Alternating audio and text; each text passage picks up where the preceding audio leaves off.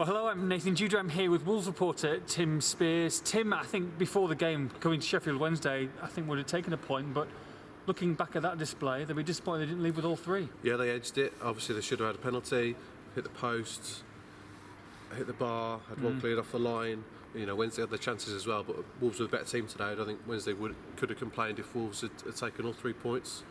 So, really positive day, really positive performance. Just shame they couldn't find that winner. I mean, they really had some good chances throughout the game, didn't they? Joe Mason, I think, in particular, will be very disappointed he didn't score today. I'm being generous. Yeah, it's the miss of the year. You know, there's a long way to go in 2017. If you haven't seen it, it's a stinker. There's a long way to go in 2017, but you won't find a worse miss this season.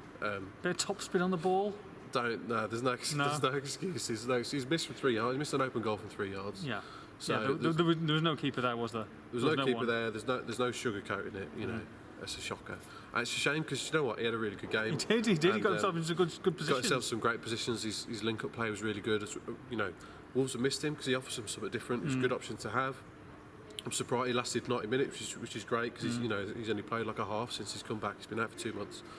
So great option to have. Just shame he can't score like the rest of Wolves' strikers. In fact, he came really close in the second half as well with one that hit the post. Much better effort. It'll come. But Wolves' strikers just aren't scoring yet. Not a striker goal since September August the 20th.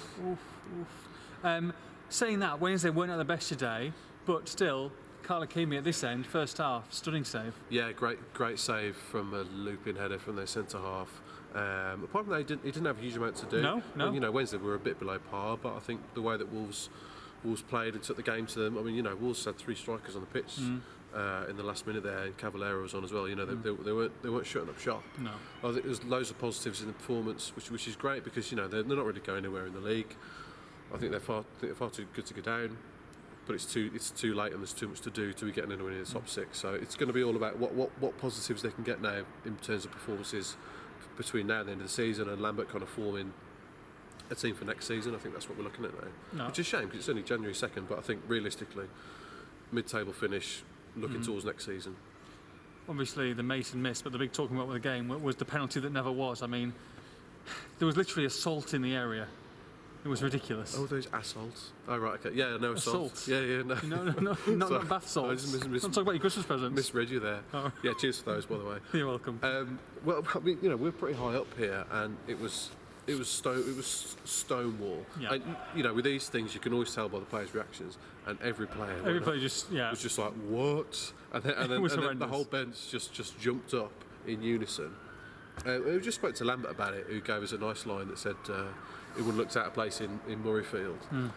Yeah, it was though. It absolutely smashed him to pieces. But well said. But the worst thing was that the refs told Lambert that he's played the ball, that the keeper's played the ball.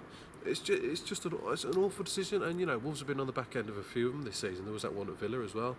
Well, Zenga said he had a lot of letters in his time as well when he was there, didn't he? Yeah, he did, from the FA, yeah, exactly. From the FA. I'm sure there's one coming.